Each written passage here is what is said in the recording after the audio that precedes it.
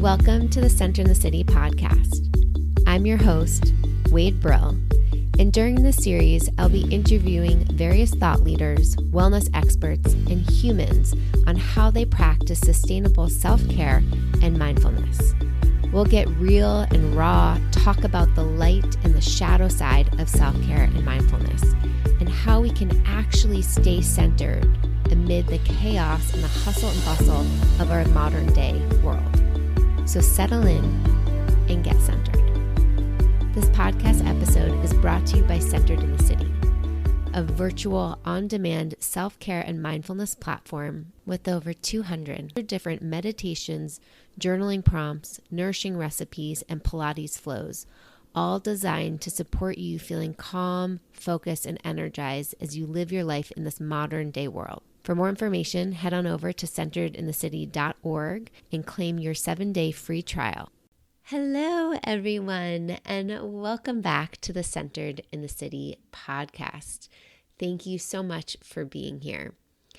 Today's episode is a solo one, and I am so excited. There's just so much joy and energy in my body right now. And I think that has to do a lot with the weather. We are in spring, people, if you are in the North American hemisphere. And this time of year, despite having allergies, is one of my favorite times of the year.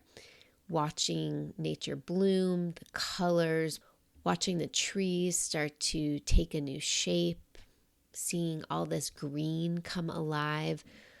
It's just so beautiful, waking up from this sleepy energy of winter. And since we are coming out of hibernation, maybe literally for some and maybe figuratively for others, I think it can be really helpful to think about spring cleaning, right? This is a term we hear a lot in our culture. It's a time to declutter. It's a time to deep clean and really allow this new season of freshness, of new beginnings to begin. Now, if you've been here for a while or have worked with me or know my work, you know I am all about being holistic. So I thought it would be fun to explore 10 different ways that we can practice holistic spring cleaning. So I'm not just going to talk about what can we do in our space to clean and declutter, which is great. And I'll share some tips that I use, even though I wouldn't say I'm an expert in that space.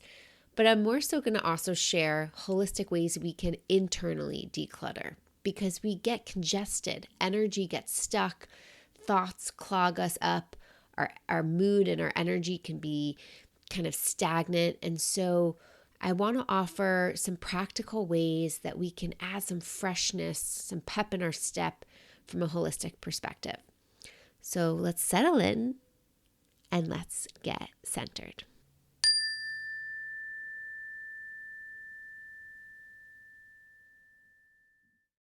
Back in 2017 and 2018, I hosted a virtual 10-day spring cleaning challenge. It was #ClearTheCrap. And I love this inspiration because, it was a way we could collectively support each other clearing the literal and figurative crap in our lives. And I want to offer you, if you're listening, to make this into your own challenge. Share on social media maybe your favorite step that you're going to take this next week, or the various steps you're wanting to commit to, and maybe even share it with a buddy so you can do it and have some extra accountability. The first action I want to welcome you to play with is to hydrate. I know that sounds so simple, but it's really not. Even today, I noticed it was already noon and I had a half a glass of water, right? Just how often we forget to hydrate, and hydrating and having enough water in our system is so essential to making sure things are flowing smoothly in our digestive tract, to making sure our cells have enough hydration, helping us with our skin, having just energy, helping us balance our hunger. All of these things have to do with how much we are hydrating ourselves. And let's take some inspiration from nature. What happens in spring? There tends to be a lot of rain. That saying, April showers brings May flowers. So here we are. And of course, being in Seattle, it's raining, but I'm sure where you are experiencing some hydrating weather of whatever sorts. And that is great inspiration for thinking about how can we hydrate ourselves a little bit more intentionally. If you are somebody who needs some more hydration support and encouragement, some of my favorite ways to get more hydration in is to take the biggest bottle of water and put it on my desk. So I have a 1.4 liter ounce bottle. I fill it up every morning, try to, and if I forget, maybe it happens at noon, but every day I try to fill it up, put it on my desk, and make sure I'm drinking that whole thing throughout the day. That helps me measure it, and it also becomes a visual cue. And that way, if my water glass is empty at my desk, I have a strategy of how to counteract maybe that lazy impulse of, I don't want to get up and go upstairs and go to the kitchen when I have water right there. Now, if I finish my water early, maybe earlier in the day, then I'm like, awesome. And I am more inspired to fill my water up again. So that is one of my favorite tips. If you're somebody who doesn't love the taste of water, I'm sure you've heard this before, but squeezing in some lemon juice or lime or adding some frozen fruit can really help enliven it. And also, it's really good for your body. I also really love Needed has these hydration packages that come in a bunch of fun flavors like lime, grapefruit, lemon. They might have one more. Anyway, I think lime is my current favorite. I will link those in the show notes in case you want to check them out and receive 20% off of your order. So once we have hydrated our system, it can be a lot easier to let things go. I talked about drinking enough water helping our digestive tract, right? So we're literally letting shit go. And now is here where we get to support our mental and emotional body letting shit go. So for the spring cleaning tip number 2, I welcome you to grab a piece of paper, grab your journal, and spend some time reflecting on what are the top 1, 2, or 3 beliefs that you notice you are currently carrying that are no longer serving you. So what are the 1, 2, or 3 most common beliefs that you notice keep showing up in your life? They keep circling or swimming or spiraling in the mind that are holding you back, that don't really feel supportive. They don't feel authentic. They're not helpful. So for instance, maybe it's a belief that you don't have enough time, or maybe you hold a belief that you have to work 50 hours a week in order to prove you're worth it on the team. Or maybe there's a belief that you're carrying that you have to get external feedback in order to determine your worth. So whatever it might be, really deep beliefs or maybe something a little bit more superficial, take a moment and just notice what mental load is present for you. And taking some time and space to sit with yourself quietly, to notice the swirling thoughts, to notice the emotions that are present for you, will give you some insight of what is clogging up your system, what is clogging up your mind and weighing down your energy. And we want to let that shit go. And so when we write it down, it's a way for us to bring awareness to the thoughts. And when we bring awareness, sometimes that's all it needs. Sometimes it needs some more coaching, or it needs some more therapeutic support to challenge or be with it in a supportive way. But there's so much power by just shining a flashlight on that belief or those beliefs. So you can really ask yourself, like, how true is this? Right? How true is this? And what we water continues to grow. But just like weeds, we can take that shit out if it is no longer serving us. This is an exercise I did with my intention setting party crew as we did our quarterly check-in calls. We use the spring energy to think about, okay, what are we hydrating? What are we watering? And what weeds do we want to pull? So getting clear for yourself. What are the beliefs that you want to let go of? That you don't want to keep watering and see them blossom and bloom even more and maybe take over the mind like weeds love to do. And write that shit down. And again, if you get stuck, if you recognize like, whoa, this is a really big belief that I'm trapped in, then get support. Reach out for coaching, reach out and find a therapist, reach out and talk to somebody so that you can set yourself free from those unhelpful beliefs. The third spring cleaning practice that I welcome you to play with is focus on eating color.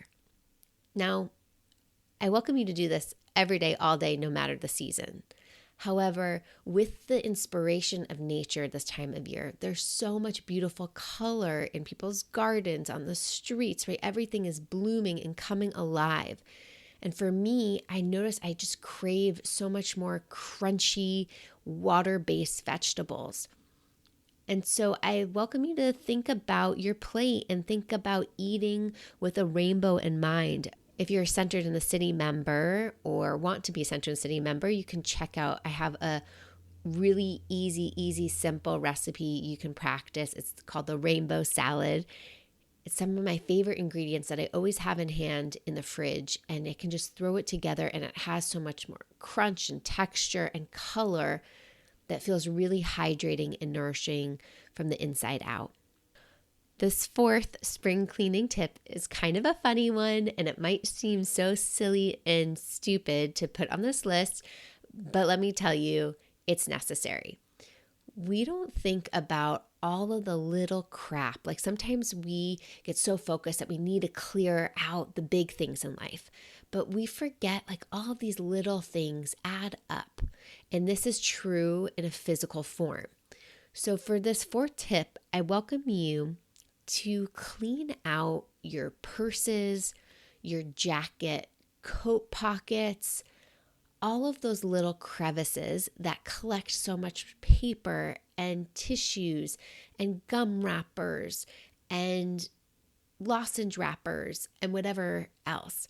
I, for one, have a really big problem. I keep a lot of shit in my pockets, whether it's tissues, whether it's old masks. Like I put my hands in a jacket pocket the other day and I pulled out 3 different masks and I'm like, oh my God, Wade, you need to clear out your shit. So this is inspiration for me as well as I'm offering it to you in case it serves and supports you. But I recognize, wow, if I keep all that stuff in my pockets, in my purses, how much more weight is literally dripping on my body. And I don't want that. So clear out those little crevices, even if like they're desk drawers or maybe it's the backpack of your kids or it's like little pockets of things in your car. Like all of those little crevices, those nooks can collect so much shit and just clean it out, clear the crap. This brings me to my 5th tip. You might be like, okay, wait, that sounds great. I'd love to clear it out, but I always forget, or how do I make this a priority? So one of my favorite spring cleaning tips from a physical space perspective is to put on a timer. And that could be anything. That could be like, I'm going to give myself 10 minutes or 20 minutes or an hour, whatever it is that feels doable and achievable for you. Put on a timer and just get to it. But when the timer goes off, you put your hands up and you walk away. One of the biggest blocks that I hear for people, and I notice it within myself, right, is this idea of time. Like, oh, I need a whole day to clean out my closet, or I need a whole day to clean the car, or I need a whole day to reorganize that closet or the kitchen cabinets.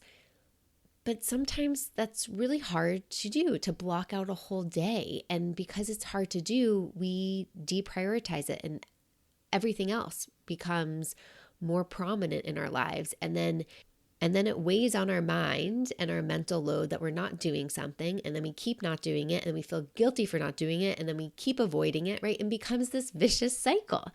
So we don't want to go down that road, especially as we're entering this new season of freshness and rebirth and beauty. So I really welcome you to just take it bite size. Put on that timer, say, I'm going to pick the kitchen to clean for just 10 minutes, or I'm going to clean out my purses for 20 minutes. Keep it simple and just do it one at a time. And if you end up stacking a few of those in a row, like these little sprints, awesome. And if you just do one, great. Celebrate it. Share with us on Instagram. Just be like, yay, I did it. Hashtag clear the crap, or whatever hashtag sounds fun to you. My sixth spring cleaning tip that I want to share with you is bringing nature indoors. I notice that during the winter, I tend to not buy as many flowers. I have a lot of dried flowers in my house, and I tend to not buy as many fresh flowers because I don't know, it just goes in waves of feeling like it's top of mind. Even though I'm a believer in having fresh flowers as much as you can really helps enliven the space. But as spring is here, there's just this idea of bringing the outside inside, right? Being able to open the windows more, create a breeze internally and externally. So for the sixth tip, I welcome you to buy fresh flowers, have it in your space, feel that spring energy in your physical space. Or if you have a garden, start to pull things from your garden that feel beautiful and inspiring. I know that I just pulled some daffodils that grew, and I felt that kind of sense of like, oh, should I keep it outside? Is it nice to just have them outside? But it's like, no, this is what they're here for. And I welcome them into our physical space. And it makes such a difference. Looking at these beautiful yellow flowers brings such a smile to my face. So it's worth it. And, Trader Joe's has some really great affordable flowers if you do not have access to your own garden. I really love their hydrangeas. Not only are they beautiful, but they end up lasting a really long time. My seventh spring cleaning tip is to intentionally clean out your fridge. Again, if you're somebody who's never done this before, it is life-changing after you do it. Having a clean fridge from the inside and outside feels so soothing to me. I think I'm traumatized from college days where, we shared a fridge with like 13 other people and it just got smelly and yucky and people had things like falling all over the place and things weren't contained, and it just drove me crazy. I can even feel like creepy crawlies on my body thinking about it. So having a clean fridge to me feels organized. It feels inspirational. It actually helps me understand what's in my fridge so that I'm more inspired to cook and to use what's there instead of going out and buying the same thing when I already had mustard or when I already had a half of cucumber or whatever it is in the fridge. I used to run a virtual program called Feng Shui Refrigerator that helped people create a Feng Shui refrigerator. Helped you really think about the energy that's in your fridge so that could be inspiring to motivate you to cook and engage with your food and fuel in a nourishing, supportive, and inspiring way. So I love this idea of giving some extra love to the fridge. Also, farmers markets are back in season. That means a lot of people are bringing more fresh ingredients and produce into the fridge. And so it's just nice to have a beautiful, welcoming environment for these fresh fruits and vegetables to live for a while. My eighth spring cleaning tip is one now focused on your mind, your body, your overall health. This is one that my heart so deeply believes in, and yet it's really hard to practice. This 8th tip is about making a list of all of your doctor's appointments. So think about, when was the last wellness visit you had? When was the last dentist? When was the last dermatologist visit? When was the last mammogram screening? Whatever it is for you that's in your normal or maybe not so normal rotation, and write them down. And then call up your doctors and make that appointment. So often we put off our doctor's appointments. We put off being proactive with healthcare. It's like our healthcare has become reactive care. It hasn't been about maintaining health. I welcome us to again turn to spring for inspiration and think about how can we use the sense of growing, of blooming, to inspire us to find and be our healthiest selves. So that it's not only about these little micro moments of habits that we practice for ourselves on a daily basis, but it's also what are we doing now that gets to support our future self. Get clear on where you are with your doctor's appointments and make those appointments. I know that I need to make a dentist appointment. It has been way too long. I won't even tell you. And I am going to use all of you listeners for accountability. So please know that you can do the same with me. So feel free to celebrate and share with me on social media at One Wade once you've made your doctor's appointments. Let's normalize making that a priority, making that a consistent practice. The 9th tip, spring cleaning tip that I want to share with you is a really interesting one. With all of this spring energy, right, there's more energy typically present in our bodies as we're again waking up from hibernation. And so there's this giddy excitement of like, ooh, we're almost at warmer weather and fully in summer, which means, swimming and adventures and vacation and travel and barbecues and hanging with friends and family and whatever else your mind goes to.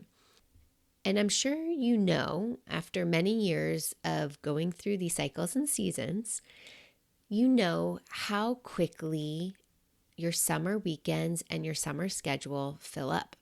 I was just talking to somebody the other day and they're like, oh my God, we're already planning for October, right? Like it's just, yeah, like that is how our North American culture can sometimes operate. And because things fill up fast, I think it can be really important with this spring energy to think about how do you want to feel and what do you want to prioritize this summer.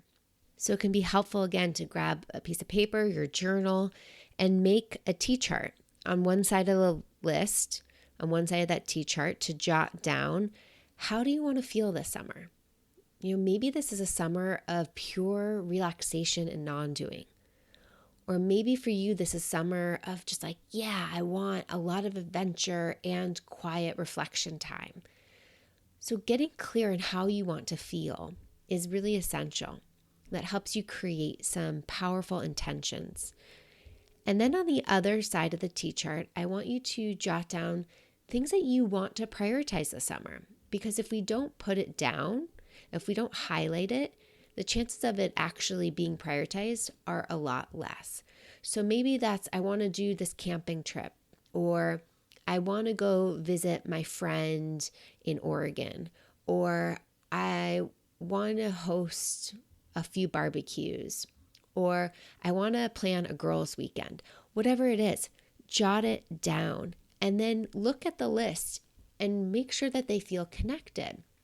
And notice if there are things on your list that kind of don't support the way you want to feel this summer, and just note that, right? Or maybe by getting clear on how you want to feel this summer, you'll actually have more clarity of what you want to prioritize and do. This is such a helpful exercise to do now in spring, which I know feels a little bit like we're jumping ahead and maybe not being so mindful. This is what I call mind forwarding. We're being mindful of our planning, being mindful of our time and our attention. And I want you to think about really carving out that space right now in spring, because we know in just like a month, we're going to have that summer energy arrive. And once it's here, how do we want to be with it? So spring energy can help us in that sense of planning. Think about how we want to take that springy, explosive, growing, growth-oriented energy that's here and funnel it in a very supportive way. The 10th and final spring cleaning tip that I'm going to offer you today, in this holistic lens of how we get to clear the crap in our lives and make space for what's next, I welcome you to sweat. Yes, you heard me correctly. Can you sweat? Can you challenge yourself to sweat for 20 minutes a day for at least 3 times a week? And that could be sweating in a hot bath. That could be sweating in a sauna. That could be sweating by going on a run or playing tennis or doing something cardiovascular, so you're getting that blood flowing in the body. Sweating is so helpful for our body to clear out the toxins and to create that internal heat. Maybe you want to check out one of the cardio Pilates flows that are in Center in the City to get that heart rate up. Whatever it may be, figuring out the ways that you get to sweat, make that a priority, and notice how good that feels, how clearing and cleansing it feels from the inside out. So take a breath with me. I welcome you to notice what are a few of these tips, these spring cleaning tips that are sticking out to you right now. Like, oh yeah, that one really resonates, or that one feels really exciting to try, or ooh, that one feels a little stretchy, but I want to try it on. Just pick one or a few that resonate. You don't have to do all 10, and implement them this next week. Grab a buddy and support each other, playing with the spring energy to support you feeling your best from the inside out. And notice what happens when you literally and figuratively clear the crap in your life. What space do you make? What seeds do you want to plant in that space? And how fun and exciting is that? How inspiring is that? So join me on Instagram @OneWade. Share with me your action steps. Celebrate with me. I'm going to be right beside you doing some of these, because I think it is so important to really honor the seasonal shift and support our well-being. Thank you so much for being here. As always, I can't wait to hear from you and what you're practicing and playing with. And until next time, stay centered.